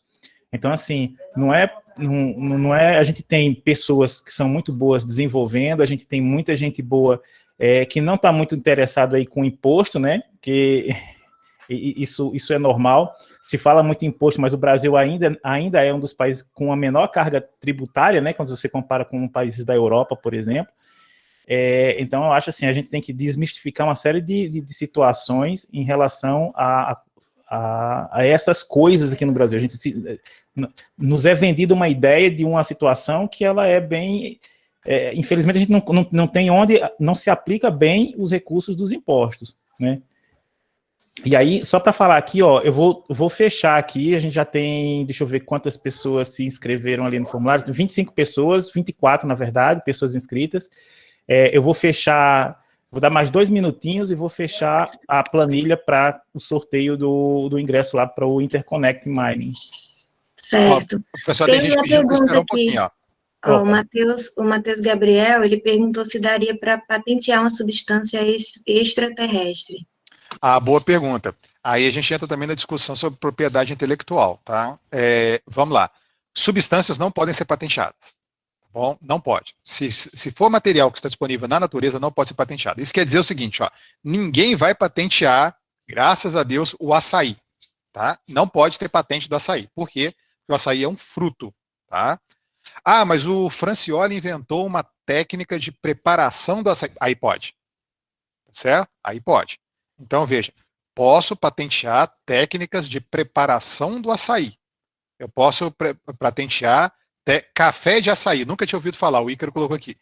Pode patentear, Ícaro. Se você conseguir, então, inventar uma técnica, tá, que faz cosmético de açaí, pode patentear, tá? Porque aí você está desenvolvendo um processo e esse processo gera um produto que foi realmente desenvolvido por você, tá? Isso quer dizer que você pode proteger a sua propriedade intelectual, tá? O que é isso, gente? Eu gastei dinheiro para fazer esse desenvolvimento, tá? Eu gastei dinheiro para inventar aquilo ali, então eu tenho direito a ser ressarcido pelo meu serviço, tá? Agora vamos pensar uma outra coisa, tá bom?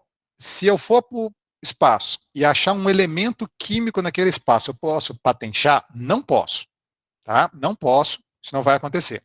Mas, uma vez que eu achei aquele elemento químico, eu vou querer estudar o processo para purificar ou para concentrar ou até mesmo para fazer uma liga daquele material.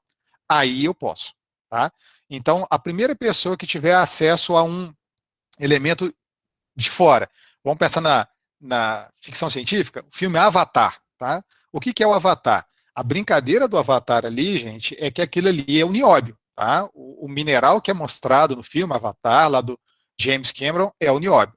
Então, se a pessoa tem contato com o nióbio, ela não pode patentear nióbio, mas ela pode patentear as ligas do nióbio, o processo de concentração de nióbio, de purificação, a metalurgia, isso tudo ela pode patentear. Então, a resposta para a pergunta é não, mas existem desdobramentos da pergunta que aí vem o sim, tá certo? Tomara que tenha ficado claro aí, tá? Sim, ficou. O Saulo, ele fala que a mineração é uma atividade que demanda muitos profissionais e, já que a mineração espacial não vai demandar um número enorme de funcionários em função de robôs, ele pergunta como vai funcionar a profissionalização nessa área. Querendo ou não, a mineração espacial vai demandar muito mais conhecimento que a mineração convencional. Boa pergunta. Olha só, eu tenho medo que nós vamos ser, entre aspas, passado para trás. Tá? O que eu quero dizer com isso? O pessoal da automação, eles estão na frente nessa parte aí de exploração espacial. Eles estão os precursores disso, tá? Lógico, nós temos lá os engenheiros aeroespaciais, mas os caras da automação estão ali na frente, tá? Estão correndo junto com eles. E eles estão achando que minerar é muito fácil, que eles vão fazer um robô que vai lá e pega as pedrinhas e traz de volta e acabou, tá? E a gente sabe que não é assim. Então, o que eu acredito que vai acontecer é, ou eles vão se deparar com uma série de problemas que eles não conseguem resolver, e aí eles vão começar a nos recrutar, tá? Nós vamos trabalhar como consultores para eles, ou nós vamos acabar fincando a nossa bandeira nesse território e mostrar o quão importante nós somos para esses profissionais. Porque numa mineração a céu aberto, numa mineração subterrânea, hoje, eles trabalham para a gente e não o contrário. Entenderam onde eu quero chegar? Eles trabalham, nós contratamos eles para vir instrumentar e automatizar a nossa mina.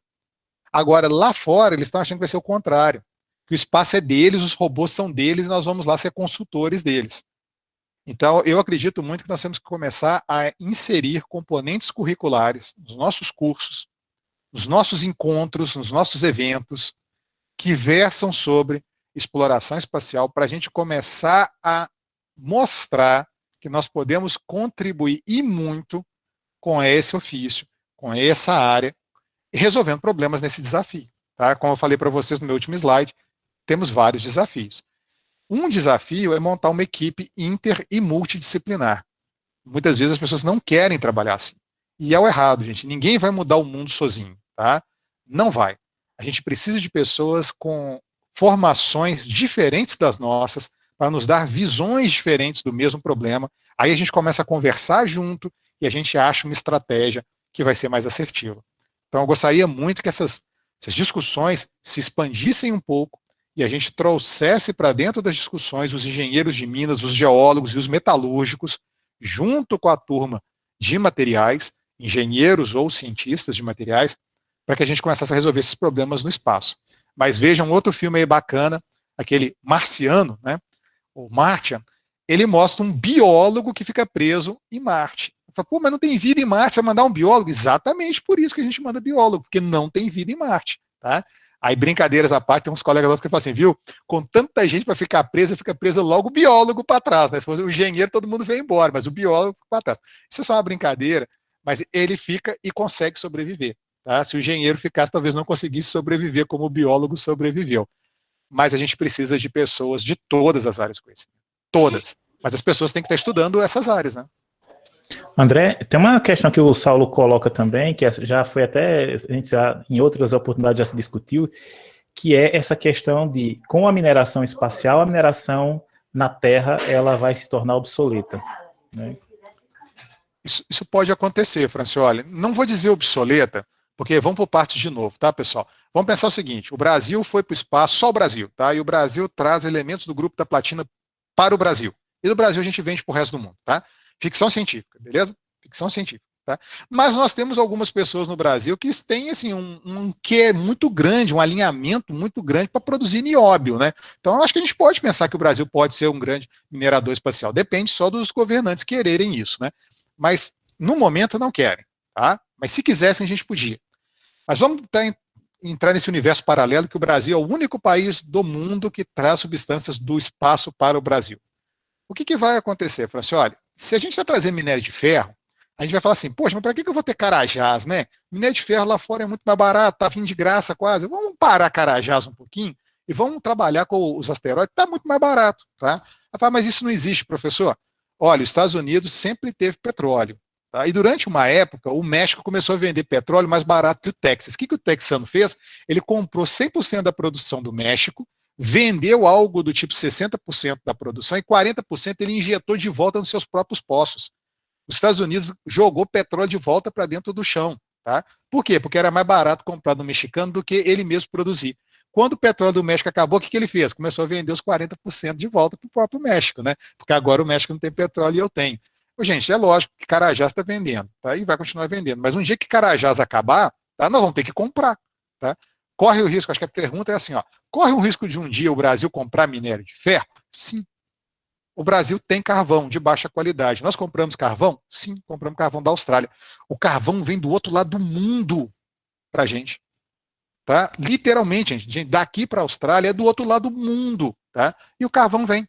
3 meses de barco para chegar aqui, mas ele vem, tá? Então, se a gente já fica 3 meses esperando chegar carvão, por que a gente não pode esperar, às vezes, 1 mês chegar algum elemento vindo de fora? Podemos, tá?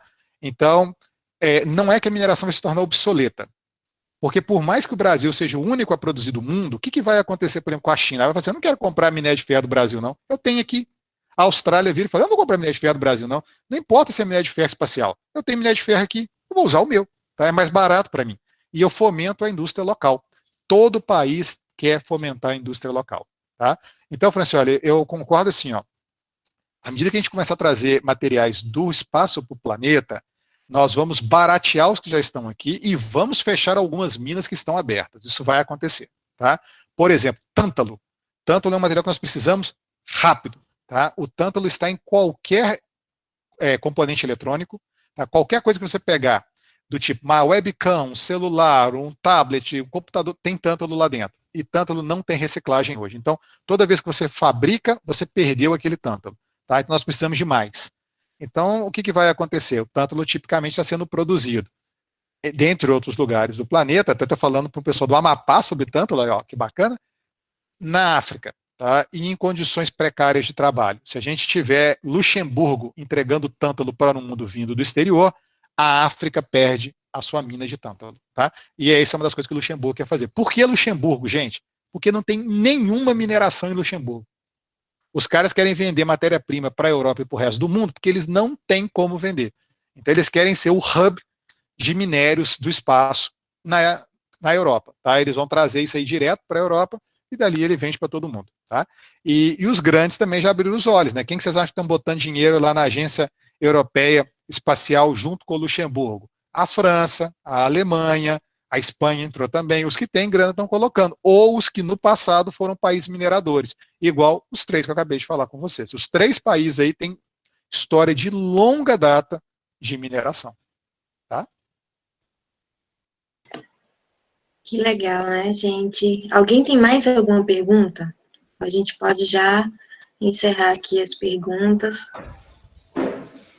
Eu só queria que o André, nós tivemos 31 pessoas que preencheram o formulário aí, então que ele sorteasse aí, né, dissesse aí um número ou pensasse numa forma aí de sortear uma inscrição desses 31 inscritos.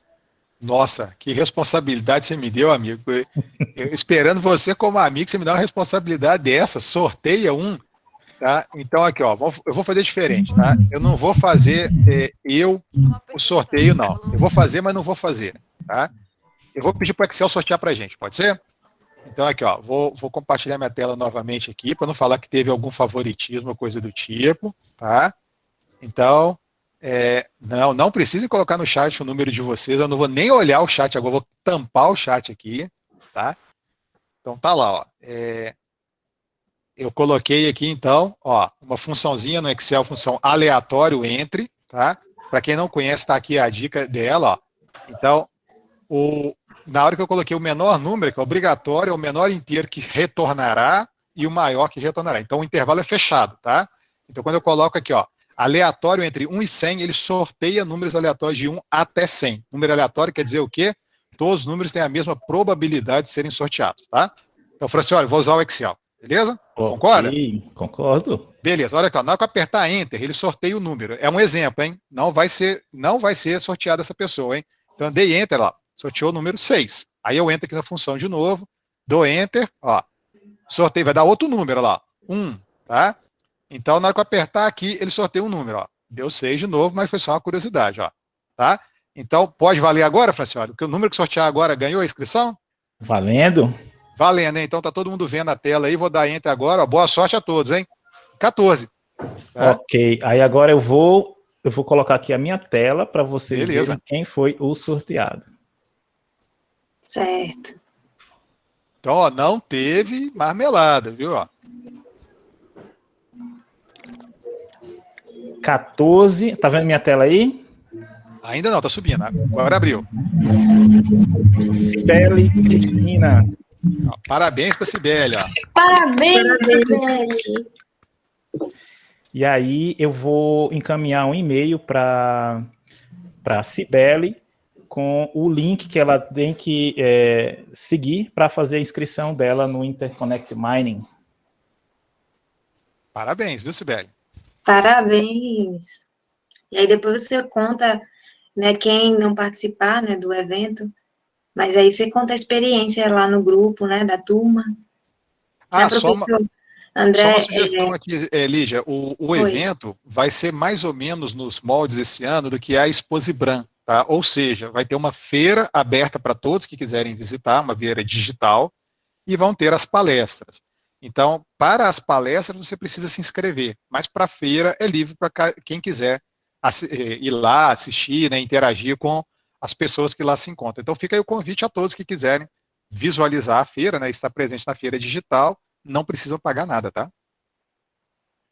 Tá certo. Professor, muito obrigada, a gente agradece demais. Os alunos estavam super ansiosos pela palestra, fizeram até reunião em grupos para debater sobre o tema, então eles têm muito interesse sobre esse tema e já querem até fazer pesquisa sobre o tema, né, aqui no Amapá.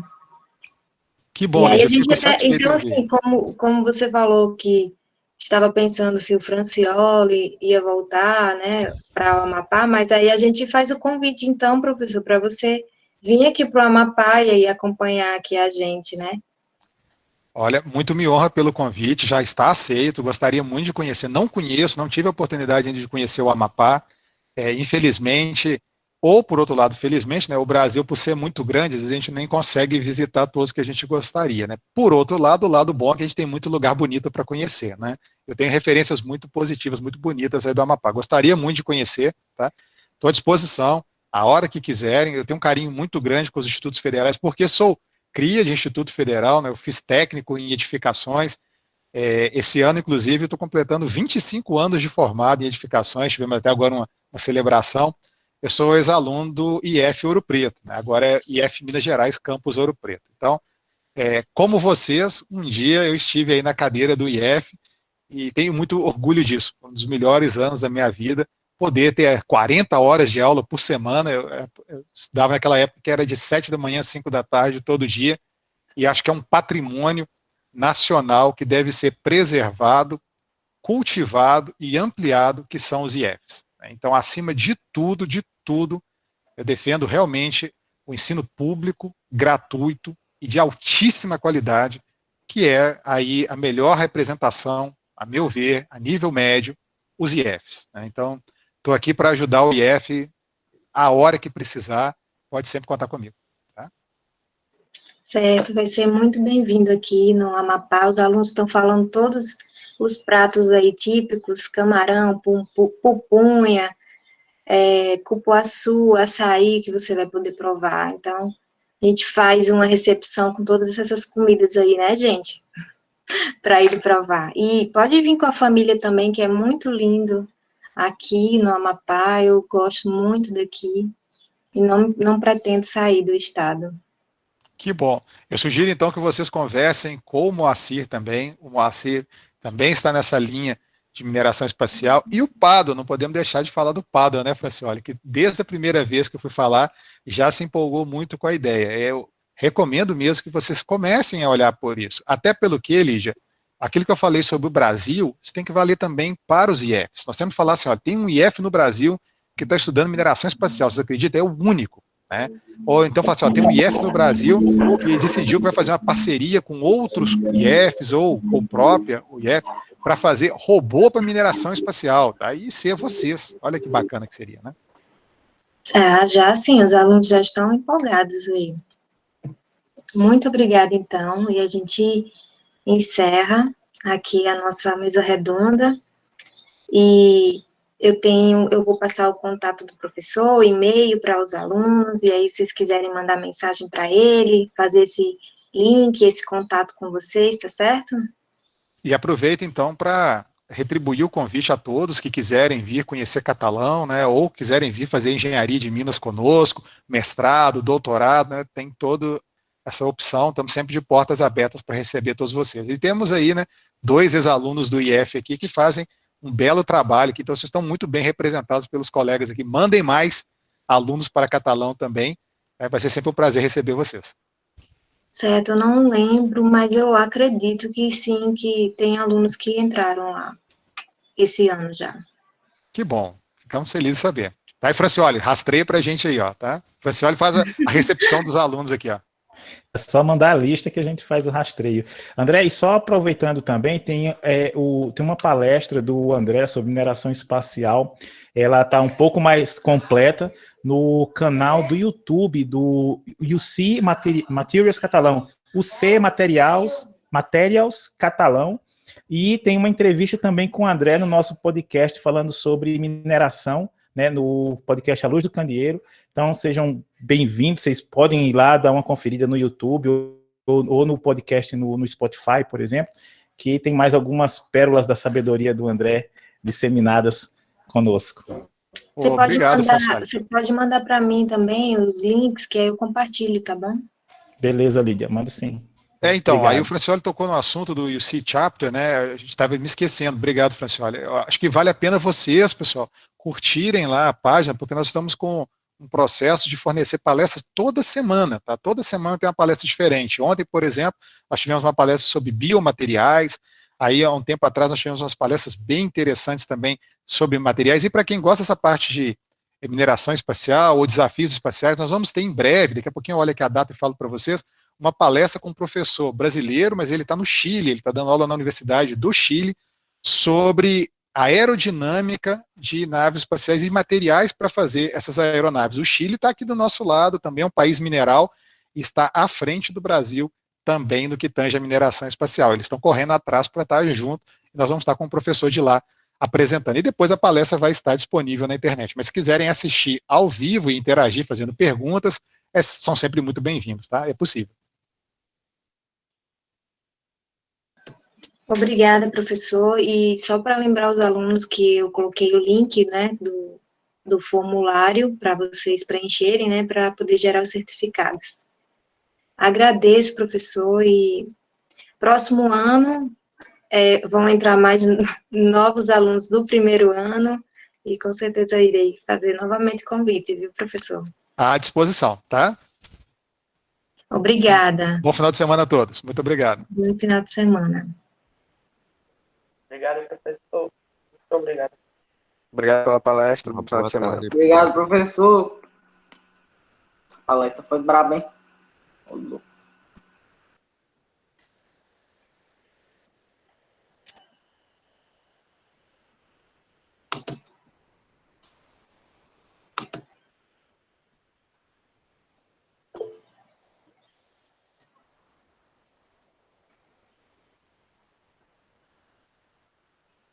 Valeu, professor. A palestra foi boa, viu?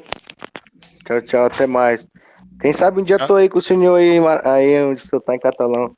Eu vou para Marabá fazer engenharia de Minas. Vou para Marabá fazer engenharia de Minas e depois acho que vou para aí fazer o mestrado. Ou quem sabe Luxemburgo, né? Quem sabe Luxemburgo já fazer o mestrado, né? Aí, ó, já começa a sonhar mais alto. Sonhar não paga imposto, né? Tem que sonhar sempre acima, tá? Se não der em Luxemburgo, vem para cá. Mas eu faço votos que consigo ir para lá, viu? Vou abandonar aqui o curso de Tecnologia e Mineração Superior para ir para Marabá fazer engenharia de Minas. Passei pelo SISU. Parabéns. Estando lá, procura o Denilson. Manda um abraço para ele, meu nome, tá? Tá bom, pode deixar, professor. Um abraço aí. Foi muito boa a palestra, viu? Obrigado. Tchau, tchau. Tchau. Pessoal, aqui é o Gerson Anderson. Professor, gostaria de parabenizar também a sua palestra e parabenizar também a organização aí do Instituto Federal, né, que fez esse trabalho de trazer aí o evento. Eu hoje estou fazendo o doutorado aqui no Instituto de Física da USP em São Carlos. Eu sou do Amapá também, eu fui aluno da física na Universidade Federal do Amapá, e hoje eu atuo lá como professor. E eu estou fazendo o meu doutorado em cristalografia de minerais, né? Então eu trabalho aí com difração de raio-x e espectroscopia Raman caracterizando minerais, e hoje o enfoque da minha pesquisa é sobre minerais brasileiros, que a gente tem pouquíssimo ainda conhecimento do nosso subsolo. mas é um campo que está se abrindo, é justamente essa questão do estudo dos minerais espaciais, né?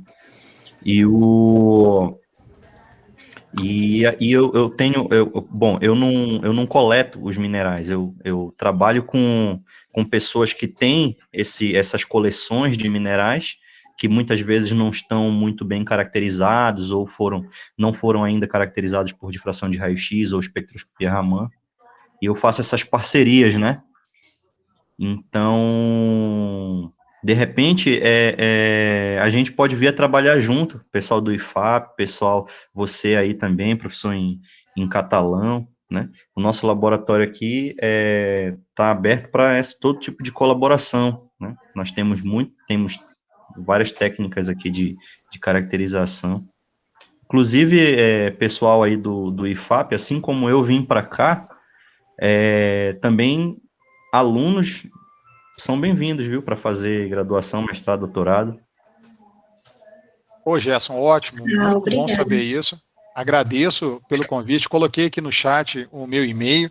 Eu vou pedir até para o Francioli pegar seu contato, porque nós temos aqui uma assembleia mineralógica fantástica em Catalão, nos minerais portadores de nióbio e terras raras, que nós estamos precisando entender mais sobre eles. Nós trabalhamos aqui com terras raras de Catalão há mais ou menos uns 5 anos. E o que eu me deparei até hoje é que tem minerais aqui que ainda não tem nome, tá? Ainda não foram estudados, aí nós nem temos eles nas tabelas de padrão de referência para difração, tá? Então, quem sabe a gente não chega aí numa ifapita em alguns outros minerais aqui também, tá? Mas a gente precisa de ajuda e tá difícil achar bons cristalógrafos atualmente, tá? Vai ser um prazer se a gente puder cooperar, sim. Obrigado. Pois é, o meu orientador aqui, o doutor Marcelo Andrade, ele é um dos especialistas, né, do campo da caracterização de minerais no Brasil. Participou aí já da descoberta de 13 novos minerais brasileiros, né? E eu estou sendo orientado também pelo doutor Daniel Atêncio, que é o representante do Brasil nas comissões internacionais da Associação Mineralógica Internacional. Então, é um pessoal que tem muita experiência quanto a isso, então eu acho que a gente tem um pouco a contribuir aí com as pesquisas de vocês. E eu tenho muito orgulho de, sendo do Amapá, estar aqui nesse grupo, né, e trazer essa parceria para a gente no Amapá, assim que eu voltar, já doutor é uma linha de pesquisa que eu vou iniciar com os meus alunos também aí no Amapá, mas não precisa esperar isso, né, a gente já pode ir colaborando. Ótimo, muito obrigado. Obrigada, Gerson. Bom, gente, encerramos. Eu já passei o contato, viu, Gerson, aí também o meu e-mail, caso você queira entrar em contato. E muito obrigada, gente. Vou encerrar, tá bom? Bom final de semana a todos. Tchau. Joinha. Tchau, tchau, gente.